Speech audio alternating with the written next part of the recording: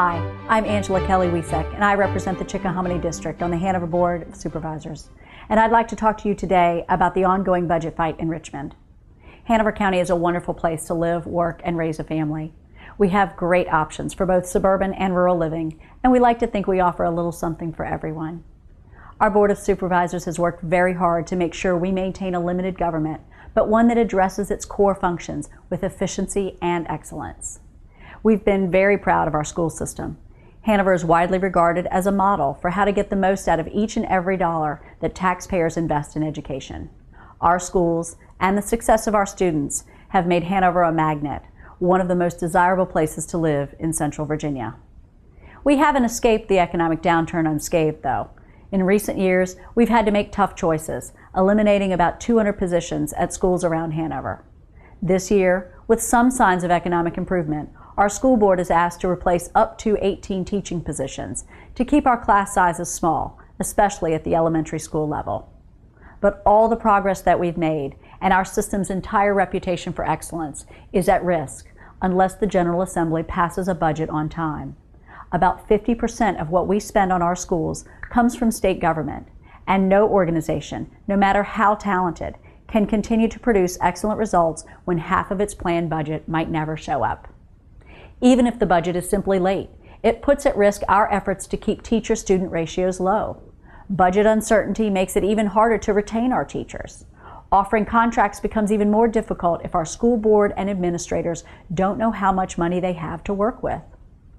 Our Sheriff's Office, led by Colonel David Hines, is an award-winning agency that has proudly upheld our tradition of turning taxpayer dollars into excellent service. Our sheriff has asked to add half a dozen new deputies so that when our citizens call for help, that help arrives as quickly as possible. But with no budget, or even a late budget, that becomes all but impossible. Nearly 1 out of every $6 in our law enforcement budget comes from the Commonwealth. Tough economic times have seen calls to our Department of Social Services rise dramatically by nearly 20%. Many of these families are asking for help for the very first time. And nothing has received more attention this year than the effort to improve mental health services provided by our local community service boards. We are all painfully aware of the need for appropriate and timely intervention when one of our fellow Virginians has a mental health emergency. Those services come from local government, but with funding that flows through the state budget. We cannot compromise and put those programs at risk. The fight in the General Assembly now is over Medicaid expansion. Governor McAuliffe and Senate Democrats have dug in their heels, refusing to pass any budget at all unless it includes Medicaid expansion. Republicans in the General Assembly want to pass a budget first, then continue the debate over Medicaid expansion in a special session later this year. Which brings me to why someone from local government, rather than a state legislator, is giving this address today. I'm here to ask senators and delegates to get a budget done as soon as possible. Please don't hold local governments hostage to Richmond politics. Reasonable people can disagree about Medicaid expansion. Governor McAuliffe and legislators in Richmond should continue to have a rational, reasonable discussion on the issue. But those of us in local governments can't do our jobs until the General Assembly does its job. Our citizens depend on us.